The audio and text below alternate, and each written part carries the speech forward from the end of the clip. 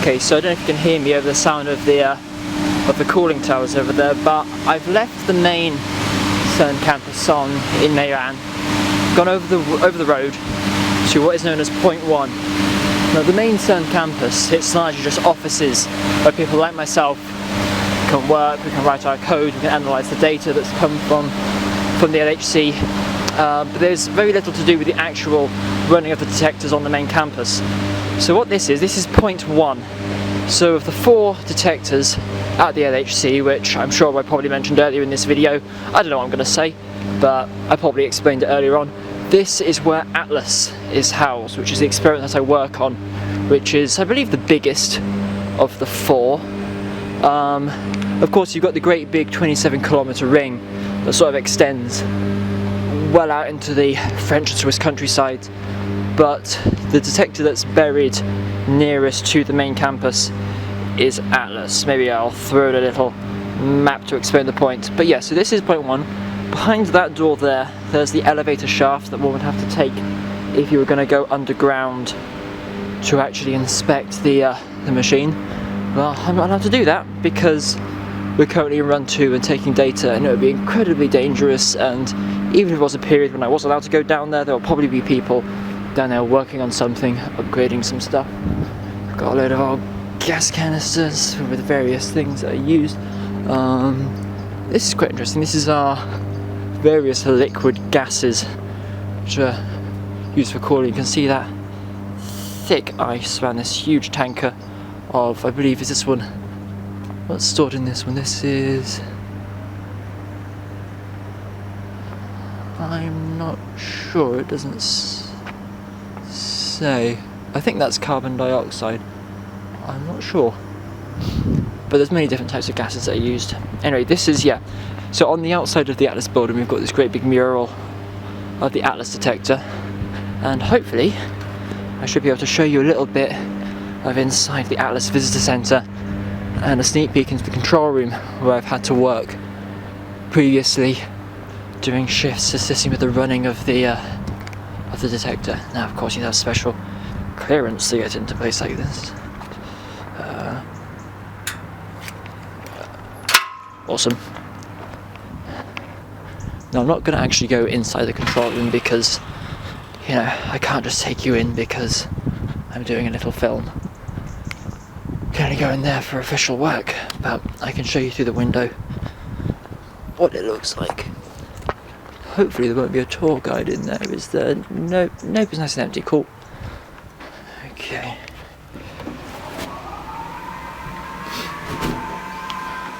Okay, so this is the Atlas Visitor Centre, which is sort of like a little museum sort of area with videos for people to see. That's a computer render of what the underground cavern looks like, and the tunnels and all that jazz.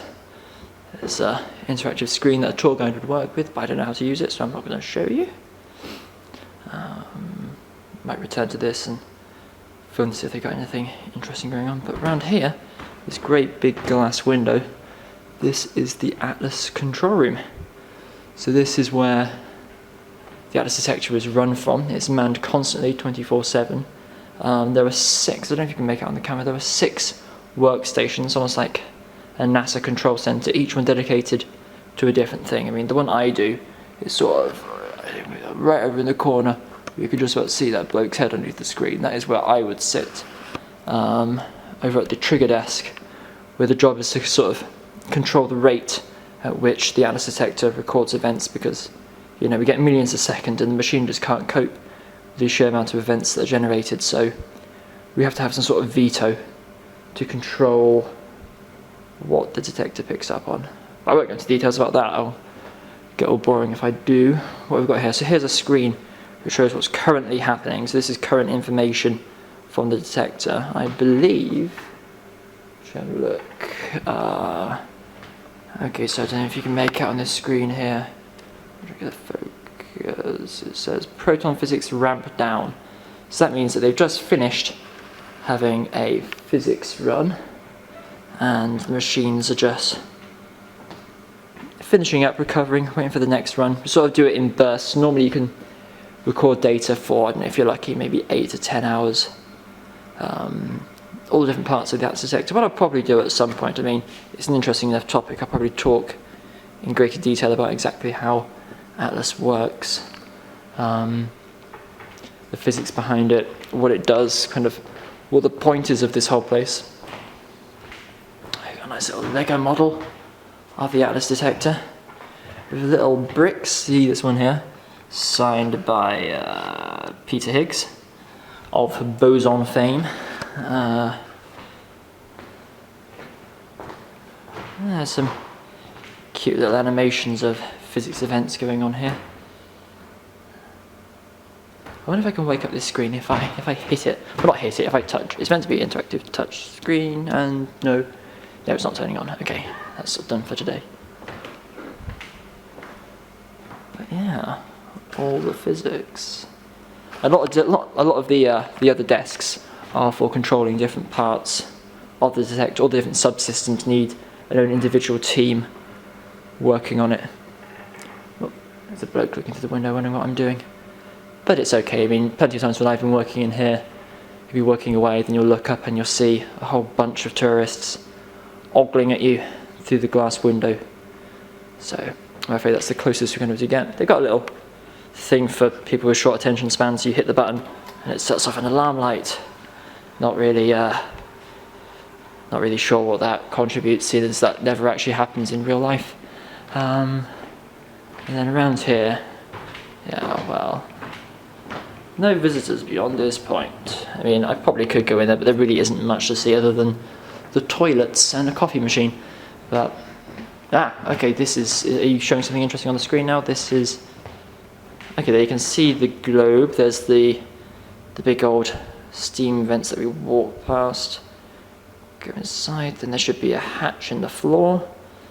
And this was how they lowered parts of the machine down bit by bit. Are you gonna go down, or are you gonna? No, okay, we're gonna go back outside. Okay, fine.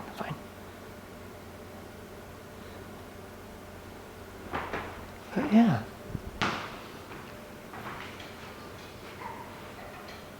So that's Atlas. I don't think there's anything else to really tell you about it.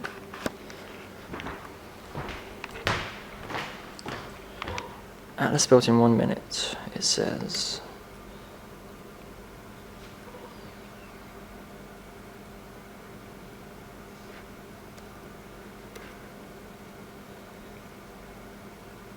I was actually able to go down and visit the detector during the long shutdown back in, what was it?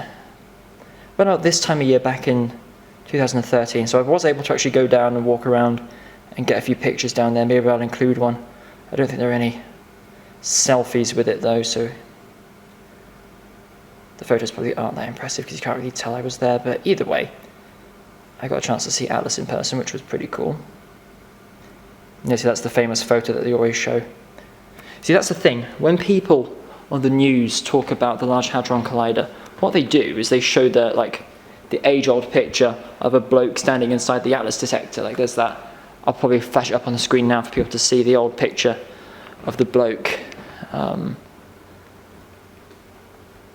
that's not actually the HC. The HC is just a little tube. It's the detectors that are the more interesting parts. And yeah, this is what it looks like if you go down in the elevator shaft that we saw previously, walk along the corridor, and boom, Atlas detector. And the thing is bloody massive. It is huge.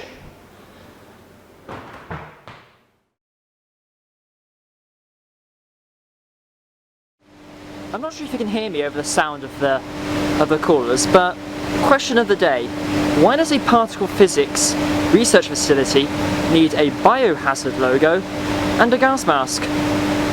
Answers on postcards.